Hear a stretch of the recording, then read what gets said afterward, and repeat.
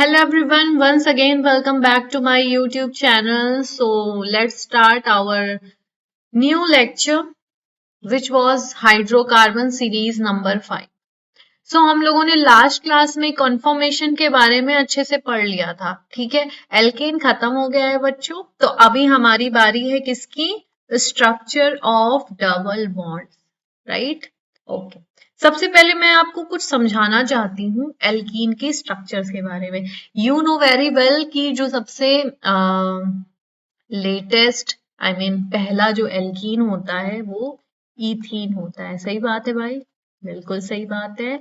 और हर एक कार्बन पे जो हाइब्रिडाइजेशन होता है बच्चों वो sp2 होता है, ठीक। तो मैं आपको समझाना चाहूंगी कि इनके बीच में कौन कौन से टाइप की बॉन्डिंग है, यानी कि ओवरलैपिंग कैसे हुई है। तो देखिए, मेरे पास है कार्बन। कार्बन के आखिरी शेल में जो इलेक्ट्रॉनिक कॉन्फ़िगरेशन होता है वो 2s2 2p2 होता है। सही बात, ठीक है। अब इसका हम लोग बॉक्स डायग्राम बना लेंगे। ये 2s2 है और ये हमारा क्या है? 2p2, ठीक। सही बात है। लेकिन कार्बन चाहे हाइब्रिडाइजेशन कुछ भी हो, बनाता तो 4 ही बॉन्ड है, राइट? तो 4 बॉन्ड बनाने के लिए 4 अनपेयर्ड इलेक्ट्रॉन होना चाहिए। तो ये हमारा ग्राउंड स्टेट कॉन्फ़िगरेशन है और ये हमारा अब जो होगा वो एक्साइटेड स्टेट कॉन्फ़िगरेशन होगा। तो यहाँ पे सिंगल इलेक्ट्रॉन हो जाएगा और ये इलेक्ट्रॉन इधर उड़ के चला जाता है, ठीक। अब क्योंकि इसका हाइब्रिडाइजेशन sp2 है, तो sp2 हाइब्रिडाइजेशन होता कैसे है? एक s और 2 p ऑर्बिटल आपस में मिक्स होते हैं, मतलब इंटरमिक्सिंग होती है और क्या बन जाता है? हाइब्रिडाइज्ड ऑर्बिटल बन जाता है। देखिए, 1 2 3, ये क्या है? 3 sp2 हाइब्रिडाइज्ड ऑर्बिटल है। बात समझ में आई? और एक p orbital unhybridised p orbital बच गया। This is unhybridised p orbital, ठीक है। अब यहाँ पे देखने वाली बात ये है कि 3 sp2 हाइब्रिडाइज्ड ऑर्बिटल बने हैं और आपको याद होगा कि केमिकल बॉन्डिंग में हम लोगों ने पढ़ा था कि sp2 जो होते हैं, sp2 जो होते हैं उनके बीच की जो बॉन्ड एंगल होती है वो 120 डिग्री है। तो होगा क्या? एक मेरे पास कार्बन है जो sp2 हाइब्रिडाइज, यानी कि ऐसे ऐसे और ऐसे, ये क्या है? sp2 hybridized orbital. और हर एक sp2 हाइब्रिडाइज्ड ऑर्बिटल में क्या होगा? एक एक अनपेयर्ड इलेक्ट्रॉन होगा। और क्योंकि इसमें क्या है? एक अनहाइब्रिडाइज्ड p ऑर्बिटल है, तो वो क्या होगा? इसके परपेंडिकुलर। ऐसे समझो, ये कार्बन है, एक ऐसा और एक ऐसा sp2 हाइब्रिडाइज्ड ऑर्बिटल, और उन सब के बीच का बॉन्ड एंगल कितना होता है? 120 डिग्री। तो देखो, ये एक sp2, 2 sp2, 3 sp2, और जो p ऑर्बिटल होगा इनके परपेंडिकुलर होगा, ऐसे, इस तरह से। समझ पा रहे हो? तो ये इसी के ऊपर इस तरह से p ऑर्बिटल होते हैं और इनके पास क्या है? एक इलेक्ट्रॉन है, राइट? तो ऐसे ही सेम डायग्राम दोनों के लिए बनेगा, ठीक है। दोनों के लिए बनेगा तो एक कार्बन का जो sp2 हाइब्रिडाइज्ड ऑर्बिटल है इसके साथ क्या कर देगा? ओवरलैप कर देगा दूसरा sp2 हाइब्रिडाइज्ड ऑर्बिटल, और ये तीसरा। इन सब के पास क्या है? एक एक अनपेयर्ड इलेक्ट्रॉन है, ठीक है। एक एक अनपेयर्ड इलेक्ट्रॉन है और इसके पास भी क्या है? एक अनहाइब्रिडाइज्ड p ऑर्बिटल, जैसे कि इसमें है, ठीक है। फिर क्या होता है बच्चों? अब ध्यान देने वाली बात ये है यहाँ पे, देखिए, ये वाला जो कार्बन आपको दिख रहा है और ये कार्बन दिख रहा है, इनके बीच में सिग्मा बॉन्ड का फॉर्मेशन हुआ है। क्योंकि कौन सी ओवरलैपिंग हुई है? हेड ऑन हेड ओवरलैपिंग होती है, तो सिग्मा बॉन्ड बनता है कि नहीं? यस। कौन सा बॉन्ड बना है? सिग्मा बॉन्ड बन गया। यानी कि यहाँ पे बच्चों, ये जो आपको पहला जो बॉन्ड दिख रहा है, this is sigma bond, and sigma bond कैसे फॉर्म हुआ है? sp2 ओवरलैपिंग से, राइट? तो ये हमारा sp2 ओवरलैपिंग से सिग्मा बॉन्ड बन गया है, राइट? अब आएगा हाइड्रोजन, क्योंकि इधर इधर क्या है? हाइड्रोजन है, है ना। तो एक कार्बन ने दो हाइड्रोजन के साथ बॉन्डिंग की है, तो एक हाइड्रोजन का 1s1 ऑर्बिटल इधर आकर के ओवरलैपिंग कर लिया अपने एक इलेक्ट्रॉन के साथ, इधर भी एक इलेक्ट्रॉन, इधर भी एक इलेक्ट्रॉन के साथ ओवरलैपिंग हो गई और इधर भी एक इलेक्ट्रॉन के साथ ओवरलैपिंग हो गई। फिर p ऑर्बिटल, जैसे ये p ऑर्बिटल, ये p orbital sidewise overlapping, जिसे हम लेटरल ओवरलैपिंग भी बोलते, इस तरह से ओवरलैपिंग कर लिया ओवरलैपिंग। तो ओवरऑल सबसे पहला C और C क्या बन गया, सिग्मा बॉन्ड बन गया। कौन सी ओवरलैपिंग हुई है इसमें, sp2 ओवरलैपिंग से कार्बन कार्बन सिग्मा बॉन्ड बनते हैं। फिर यहाँ पे CH बॉन्ड बना, CH बॉन्ड बना और CH बॉन्ड के बीच में कौन सी ओवरलैपिंग हुई है, sp2s ओवरलैपिंग। सारे के सारे CH बॉन्ड में sp2s ओवरलैपिंग हुई है और यहाँ पे डबल बॉन्ड बन गया, किसके वजह से, pp अनहाइब्रिडाइज्ड pp ऑर्बिटल से क्या बना, पाई बॉन्ड बन गया बच्चों। और ये जो पहला सिग्मा बॉन्ड बना है वो sp2 ओवरलैपिंग से बना है। कौन सा बॉन्ड है ये, सिग्मा बॉन्ड है कि नहीं। तो ये इंपॉर्टेंट बात है। दूसरी बात ये है कि कोई भी जो डबल बॉन्ड होता है, डबल बॉन्ड बनता है सिग्मा प्लस पाई से। कैसे बनता है, सिग्मा प्लस पाई से, जिनमें से सिग्मा बॉन्ड ज्यादा स्ट्रॉन्ग होता है, sigma bond stronger than pi bond. सही बात है, सिग्मा बॉन्ड स्ट्रॉन्गर होता है किससे, पाई बॉन्ड से। तो ओवरऑल डबल बॉन्ड में होता कौन है, सिग्मा बॉन्ड पाई बॉन्ड, क्योंकि सिग्मा डबल बॉन्ड में सिग्मा बॉन्ड की स्ट्रेंथ और पाई बॉन्ड की स्ट्रेंथ दोनों जुड़ जाते हैं, इसलिए बोलते हैं कि double bond is stronger than the sigma bond, क्योंकि डबल बॉन्ड में सिग्मा और पाई दोनों इन्वॉल्व हो जाते हैं और सिग्मा बॉन्ड में सिर्फ और सिर्फ सिंगल बॉन्ड होते हैं। ठीक है, तो ये इंपॉर्टेंट बात थी। अब हम लोग इसको बच्चों रीड करते हैं। ठीक है, तो देखिए अब यहाँ पे क्या लिखा है, carbon carbon double bond in alkene consist of strong sigma bond. चाहे कोई भी एल्कीन हो उसमें सबसे पहला बॉन्ड सिग्मा बॉन्ड होता है और वो स्ट्रॉन्ग होता है। अगर वो सिग्मा बॉन्ड टूट गया तो पूरा मॉलिक्यूल ही बदल जाएगा ना, बॉन्ड।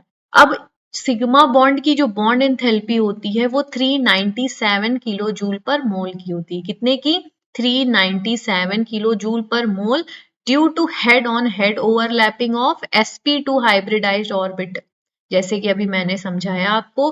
और एक वीक बॉन्ड होता है जिसे हम पाई बॉन्ड बोलते हैं और उनकी इंथैल्पी दी है 284। तो हम इनकी बॉन्ड इंथैल्पी से ही हम समझ सकते हैं कि सिग्मा बॉन्ड ज्यादा स्ट्रॉन्ग होता है पाई बॉन्ड से, है कि नहीं। obtained by lateral overlap या फिर sideways overlapping of 2p orbital, हम लोग ऑलरेडी बात कर चुके हैं इसकी। ठीक है, of the two carbon atoms, okay, the double bond is shorter in the bond length। देखो डबल बॉन्ड शॉर्टर ही होगा, क्योंकि अगर मैं सिंगल बॉन्ड की बात करूं सिर्फ इनके बीच में इंटरेक्शन हुआ है। अब डबल बॉन्ड में क्या है कि इन दोनों के बीच में भी इंटरेक्शन हुआ, बॉन्ड और पास आ गया, राइट। तो डबल बॉन्ड मतलब सिग्मा और पाई दोनों मिला के हुआ ना। तो डबल बॉन्ड में एक सिग्मा बॉन्ड भी बना, पाई बॉन्ड भी बना, दोनों ही क्या है, फोर्स ऑफ अट्रैक्शन ही तो है। जितना ज्यादा फोर्स ऑफ अट्रैक्शन बॉन्ड उतना ही शॉर्टर होता जाएगा। तो डबल बॉन्ड की जो लेंथ है वो 134 पिकोमीटर होती है और जो सिंगल बॉन्ड की जो लेंथ होती है वो 154 पिकोमीटर होती है। ठीक है, तो यहां से भी हमें समझ में आता है कि डबल बॉन्ड की स्ट्रेंथ ज्यादा है क्योंकि बॉन्ड ज्यादा पास पास है। You have already read that the pi bond is a weaker, pi bond is a weaker bond. Pi bond मतलब डबल बॉन्ड नहीं होता, डबल बॉन्ड मतलब सिग्मा प्लस पाई और पाई बॉन्ड मतलब अकेला पाई बॉन्ड।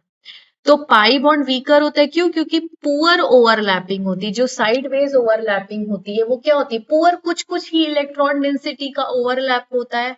लेकिन जो सिंगल बॉन्ड होता है वो हेड ऑन हेड ओवरलैपिंग होता है, ज्यादा स्ट्रॉन्गर होता है। Overlapping between two p orbital, ठीक है, ये सब मैं आपको बता चुकी हूँ। The presence of pi bond makes alkene behave as source of loosely held pi electron. अब सोचो कि जो एल्कीन होता है उसमें पाई बॉन्ड वीक बॉन्ड होता है ना। लेकिन कोई भी बॉन्ड है होता तो इलेक्ट्रॉन ही ना, दो इलेक्ट्रॉन से ही मिलकर बना है। और क्योंकि वो वीक है तो आसानी से टूट जाएगा और आसानी से टूट जाएगा तो इलेक्ट्रॉन्स क्या हो जाएंगे, फ्री हो जाएंगे। इसीलिए ये क्या है, सोर्स ऑफ इलेक्ट्रॉन है। Alkenes are easily attacked by reagent और compounds which are in search of electron. इसीलिए क्योंकि एल्कीन के पास लूजली हेल्ड पाई इलेक्ट्रॉन्स या फिर फ्री पाई इलेक्ट्रॉन्स होते हैं, इसीलिए कोई भी इलेक्ट्रोफिलिक एजेंट यानी कि कोई ऐसा रिएजेंट जिसको जो इलेक्ट्रॉन की खोज में भटक रहा है, जिसे इलेक्ट्रॉन चाहिए, और वो उस एल्कीन पे आके अटैक कर सकता है, राइट। तो आपको याद है इलेक्ट्रोफिलिक रिएजेंट मतलब क्या होता है, बताइए। जो जिसके पास इलेक्ट्रॉन की कमी होती है, जो इलेक्ट्रॉन को खोजने के लिए निकलता है। The presence of weaker pi bond makes alkene unstable molecule in comparison to alkane. क्योंकि देखो स्टेबिलिटी क्या है कि जैसे डबल बॉन्ड बना है एज सच वैसे ही रहे, राइट। लेकिन ऐसा नहीं होता, वो अनस्टेबल होता है। क्यों? क्योंकि पाई बॉन्ड वीकर बॉन्ड होते हैं और पाई बॉन्ड वीक बॉन्ड है, टूट जाते हैं। तो कहाँ स्टेबल हुआ? एल्केन। एल्केन में एक ही सिंगल बॉन्ड होता है, लेकिन वो एक दूसरे के सगे होते हैं ना, आसानी से टूटते नहीं है। लेकिन डबल बॉन्ड में ऐसा नहीं है, हल्का सा कोई भी कंडीशन बदल दो तुरंत ब्रेक हो जाते हैं, है ना। Alkene can be changed into single bond by combining with the electrophilic reagent. क्योंकि पाई बॉन्ड टूट जाते हैं, और जब टूट गए तो कार्बन की कितनी वैलेंसी हो गई? 3। लेकिन बनाता कितना है? 4। तो उस पर कोई दूसरा इलेक्ट्रोफाइल आके जुड़ जाता है, और जिसकी वजह से ये सिंगल बॉन्ड बन जाता है। The strength of the double bond, bond enthalpy दिया है 681 kilo joule per mole. Strength of double bond मतलब सिग्मा बॉन्ड का स्ट्रेंथ और पाई बॉन्ड का strength is greater than that of carbon carbon single bond in ethane, bond enthalpy 348 kilo joule per mole. देखिए single bond की जो strength given है हमें 348 kilo joule per मोल given है, और जो डबल बॉन्ड की स्ट्रेंथ गिवन है वो 681 किलो जूल पर मोल गिवन है, राइट। इसका मतलब डबल बॉन्ड की स्ट्रेंथ ज्यादा होती है इससे, सिंगल बॉन्ड से, राइट। ये वही चीज है जो मैंने अभी आपको समझाई है कि कार्बन कार्बन के बीच में जो सिग्मा बॉन्ड बना है वो sp2 से बना है, और CH जो बॉन्ड बना है वो sp2s से बना है, राइट। ठीक है, नॉमेनक्लेचर।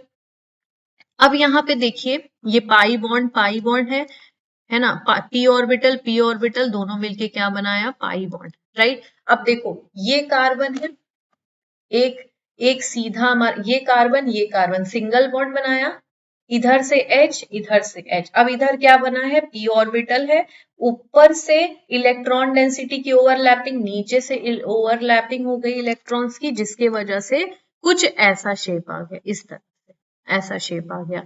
और HCH का बॉन्ड एंगल कितना दिया है? 116.6 डिग्री, और HCC का बॉन्ड एंगल दिया है 121.7 degree. The double bond the suffix ene replace ane of alkane. जैसे एल्केन का IUPAC नेम लिखते हैं तो क्या होता है उसमें? एन लिखते हैं, एल्केन। और अगर मुझे एल्कीन में क्या लगाते हैं? इन लगाते हैं। सिंगल बॉन्ड के लिए एन यूज करते हैं, डबल बॉन्ड के लिए इन यूज करते हैं। It may be remembered that the first member of alkene series is CH2 known as methane but has a very short life।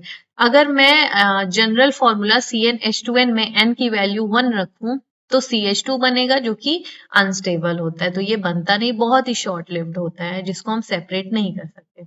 As already mentioned, first stable member of alkene series is C2H4। तो CH2 क्योंकि unstable होता है तो पहला member कौन हो गया? C2H4 हो गया है। IUPAC नेम हम इसका देखते हैं, जैसे इसका नाम क्या है? प्रोपीन। ये क्या है? ब्यूटीन। ये क्या है? ब्यूटुइन। ये क्या है? 1 2 3 4। तो 1 ब्यूटा 1,3 डाइइन। ठीक है, ये IUPAC नेम है। यहां से नंबरिंग करेंगे इसका बच्चों। देखिए जहां से डबल बॉन्ड नजदीक होगा नंबरिंग हम उधर से ही करते हैं, तो नाम क्या हो जाएगा इसका बच्चों? 2 मिथाइल प्रोपोनिन।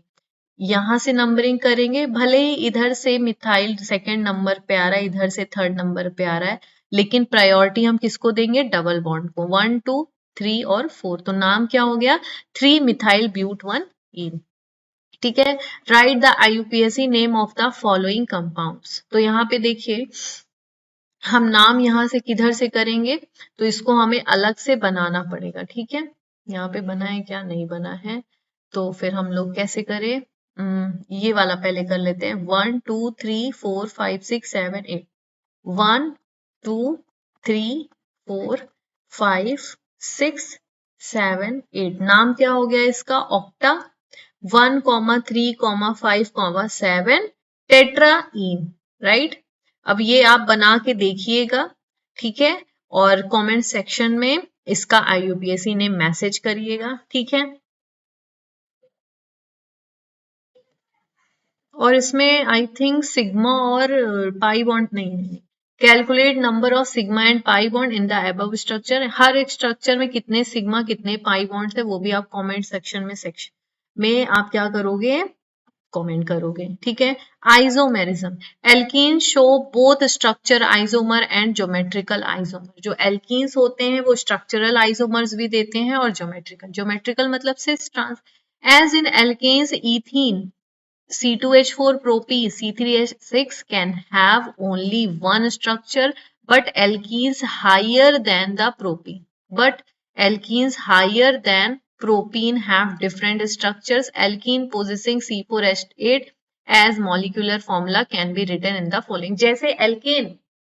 जैसे एल्केन में फर्स्ट मेंबर सेकंड मेंबर यानी कि इथेन प्रोपेन ये सब स्ट्रक्चर आइसोमर शो नहीं करते थे, राइट।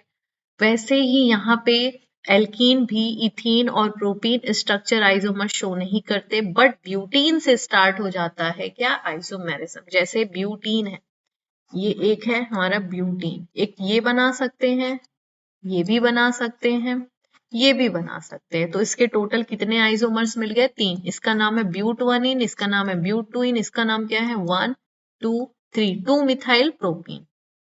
तो ओवरऑल 3 स्ट्रक्चर आइसोमर्स मिलेंगे। तो देखिए यहाँ पे पहला और दूसरा क्या है? पहले में देखिए डिफरेंस किस में आ रहा है? डबल बॉन्ड की पोजीशन पे। तो ये दोनों क्या है? Position isomer. पहले और तीसरे में, दूसरे और तीसरे में क्या है? चेन का डिफरेंस है। देखिए ये स्ट्रेट चेन है, ये ब्रांच चेन है, तो ऐसे आइसोमर्स को क्या बोलेंगे? चेन आइसोमर्स बोलेंगे, ठीक है। ये पेंटीन दिया है, आप लोग C5H10 के कितने आइसोमर्स बनेंगे कमेंट सेक्शन में बताइएगा, चीट मत करिएगा, अपने से बनाइएगा, ठीक है। अब हम आते हैं ज्योमेट्रिकल आइसोमर्स में। Doubly bonded carbon atoms have to satisfy the remaining 2 valencies. कह रहा है कि कार्बन कार्बन डबल बॉन्ड बना दो। अब इस कार्बन की क्योंकि 4 वैलेंसी होती है तो उसको सेटिस्फाइड करने के लिए एटम लगा दो, है ना। If the 2 atoms are groups attach to each carbon atom are different, अगर दोनों कार्बन में जो एटम लगे हैं वो डिफरेंट हुए, ठीक है, डिफरेंट हुए, दे कैन बी रिप्रेजेंटेड। देखिए दोनों, हर एक कार्बन है डिफरेंट एटम एक्स और वाई, दूसरे वाले में एक्स और वाई। दो पॉसिबिलिटी बनेगी बच्चों, एक या तो एक्स वाई यहां लगा दो, दूसरा क्या पॉसिबिलिटी है?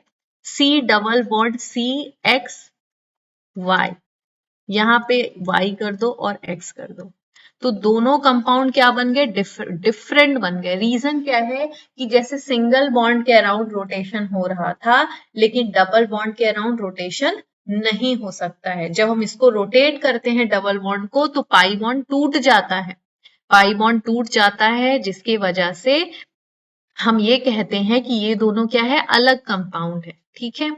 Okay, then 2 identical atoms both the x और both the y lie on the same side। क्या क्या पॉसिबिलिटी बनती है? हो सकता है दोनों x जो है सेम साइड पे हो सकता है कि दोनों क्या हो? ऑपोजिट साइड में, ठीक है, यही इसमें लिखा हुआ है। दोनों को हम स्टीरियो आइसोमर्स बोलते हैं। You know very well, stereo isomers 2 type के होते हैं, एक ज्योमेट्रिकल आइसोमर्स है और एक ऑप्टिकल आइसोमर्स, राइट। तो ये कौन से टाइप के आइसोमर्स है? इसे बोलते हैं geometrical isomerism. They would have the same geometry if atoms or groups around bond can be rotated, but rotation around carbon-carbon double bond is not free। कह रहा है कि 2 पॉसिबिलिटीज बनते हैं, एक दो सेम ग्रुप सेम साइड हो, दूसरी पॉसिबिलिटी है 2 सेम ग्रुप ऑपोजिट साइड हो, राइट। दोनों अलग अलग हैं। सेम कब हो सकते थे? अगर वो आसानी से फ्रीली रोटेट कर देते तो हम बोलते कि दोनों कंपाउंड सेम है, बट रोटेशन यहाँ पॉसिबल ही नहीं है, रिस्ट्रिक्शन है, रिस्ट्रिक्टेड रोटेशन है, यहाँ पे रोटेशन होता ही नहीं। अगर रोटेशन होगा तो बॉन्ड टूट जाएगा, इसलिए इस वजह से हम लोग बोलते हैं कि दोनों कंपाउंड क्या है? अलग है, दोनों की प्रॉपर्टी अलग है, right. This concept take 2 pieces अब देखिए यहाँ पे बोला है कि एक काम करो, 2 कार्डबोर्ड ले लो ऐसे, एक कार्डबोर्ड ये, एक कार्डबोर्ड ये, इन दोनों को ना 2 कील से ज्वाइन कर दो और फिर उसको रोटेट करने की कोशिश करो। कार्डबोर्ड क्या हो जाएगा हमारा, जो कीला है उसको रोटेट करने के लिए हमें कील को निकालना पड़ेगा, तोड़ना पड़ेगा, है कि नहीं। तो बस यही बात यहाँ पे समझाई गई है। मैं एक बार रीड कर देती हूँ बच्चों। Hold one cardboard in your one handle and try to rotate the other. एक को पकड़ लो, दूसरे को रोटेट कर सकते हो क्या? नहीं कर सकते हैं। Can you really rotate the other cardboard? The answer is no, the rotation is restricted. This illustrates that the restricted rotation of atoms or groups around the doubly bonded carbon atoms give rise to different geometry of such compounds. The stereoisomers of this type are called geometrical isomers. The isomer of the type in which two identical atom or group lie on the same side of the double bond is called cis isomers, and opposite sides of the double bond is called trans isomer. तो यहाँ पे देखिए दोनों same group same side है तो इसे बोलेंगे cis isomer. दोनों ग्रुप ऑपोजिट साइड में, सेम ग्रुप ऑपोजिट साइड में है तो इसको बोलेंगे ट्रांस आइसोमर। क्या बोलेंगे? ट्रांस आइसोमर बोलेंगे। ठीक है, ओके। अब यहाँ पे बच्चों बॉइलिंग पॉइंट के बारे में बताया गया। मैंने लास्ट क्लास में एल्केन्स में बताया था कि boiling point is directly proportional to van der Waals force. Force attraction कब लगेगा? जब मॉलिक्यूल क्या होगा? पोलर होगा, राइट। तो यहाँ पे देखिए सिस मॉलिक्यूल और ट्रांस मॉलिक्यूल में सिस ज्यादा पोलर होता है, ट्रांस में क्या है? Dipole moment. डाइपोल मोमेंट क्या होता है? 0 होता है। तो ये ज्यादा पोलर है, ज्यादा पोलर होने की वजह से इनका बॉइलिंग पॉइंट क्या होता है? ज्यादा। यहाँ पे लिखा हुआ है cis form of alkene is found to be more polar than the trans form. For example dipole moment of cis ब्यूट-2-इन इज 0.33 डिवाइड। यहाँ पे ये जो इसका सिस ब्यूट-2-इन का जो डाइपोल मोमेंट है वो 0.33 डिवाइड है, जबकि ट्रांस का जो डाइपोल मोमेंट है वो ऑलमोस्ट 0 होता है। ठीक है। Trans but2-ene is non-polar. This can be understood by drawing geometries of the two forms as given below, from which it is clear that in the trans but2-ene, the two methyl group are in the opposite direction. Therefore, dipole moment of CCH3 bond cancel the trans form of non-polar. ये तो आपको समझ में आ गया कि भाई trans क्यों non polar है, क्योंकि ऑपोजिट डायरेक्शन, प्लस से माइनस दोनों ऑपोजिट डायरेक्शन में जा रहा है, dipole moment cancel, right. Melting point की अगर मैं बात करूं बच्चों तो ट्रांस का मेल्टिंग पॉइंट ज्यादा होता है। क्यों?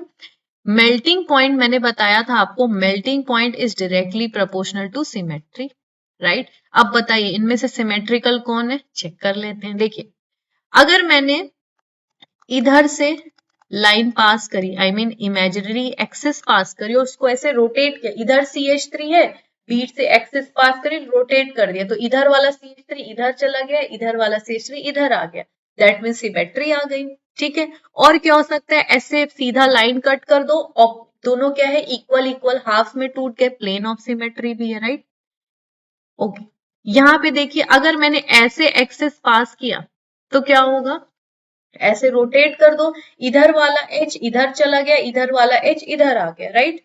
और क्या है? आप प्लेन ऑफ सिमेट्री एक सीधा ऐसे काट सकते हो, प्लेन से काट सकते हो। इधर भी देखिए प्लेन प्लेन वाला है, स्लाइस कट इसको बोलते हैं, प्लेन से काट सकते हो, इसको भी प्लेन से काट सकते हो, राइट। एक्सिस ऑफ सिमेट्री भी है, बीच से ऐसे कट कर दोगे, ऐसे देखो इस तरह से कट कर दोगे तो प्लेन ऑफ सिमेट्री भी है, राइट। प्लेन ऑफ सिमेट्री है। लेकिन एक और चीज है यहाँ पे, एक और चीज, वो क्या है? वो है सेंटर ऑफ सिमेट्री। अगर मैं बीच में खड़ी हो जाऊं सेंटर पे, या बीच में मैं मार्क करूं, इधर में गई हाइड्रोजन, इधर गई हाइड्रोजन, इधर गई CH3, इधर गई CH3, इधर गई कुछ नहीं, इधर गई कुछ नहीं, इधर गए कुछ नहीं, इधर गए कुछ नहीं, यानी कि यहाँ पे सेंटर ऑफ सिमेट्री है। यानी कि ट्रांस में क्या है? सेंटर ऑफ सिमेट्री भी है, ट्रांस में प्लेन ऑफ सिमेट्री भी है, ट्रांस में आपका plane of symmetry, axis of symmetry, centre of symmetry, तीनों के तीनों है, लेकिन इसमें एक्सिस ऑफ सिमेट्री और प्लेन ऑफ सिमेट्री भी है, सेंटर ऑफ सिमेट्री नहीं है। इस हिसाब से ट्रांस ज्यादा सिमेट्रिकल है, जो ज्यादा सिमेट्रिकल है उसकी मेल्टिंग पॉइंट क्या होती है? ज्यादा होती है। ठीक है। तो यहाँ पे गिवन है IUPAC नेम, आप करिएगा। ये जितने भी यहाँ पे प्रैक्टिस प्रॉब्लम दिए हैं वो सारे के सारे करेंगे। अब हम लोग यहाँ पे जो प्रिपरेशन है इसकी physical properties, chemical properties next class में करेंगे। Thank you so much for watching.